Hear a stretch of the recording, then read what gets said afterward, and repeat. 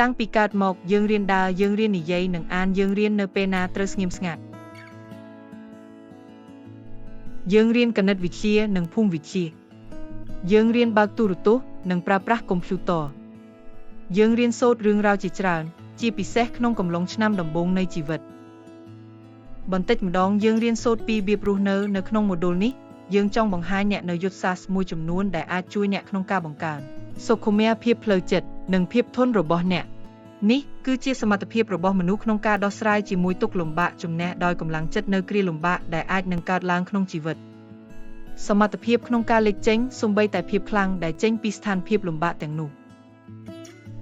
យើងចង់បង្ហាញអ្នកនូវភាពខ្លាំងខុសគ្នាដែលធ្វើឲ្យយើងក្លាយជាមនុស្សនិងលើកទឹកចិត្តអ្នកឲ្យស្គាល់អត្តសញ្ញាណរបស់អ្នកលើកទឹកចិត្តអ្នកឲ្យជ្រើសរើសចំណុចខ្លាំងដែលអ្នកចង់ពង្រឹងនិងចូលរួមក្នុងសកម្មភាពប្រកបដោយអត្ថន័យដែលត្រូវបានផ្សារភ្ជាប់ទៅនឹងតម្លៃ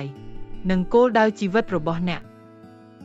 សរុបមកវាគឺជាវិធីវិភាគថ្មីនៃការរៀនរស់នៅ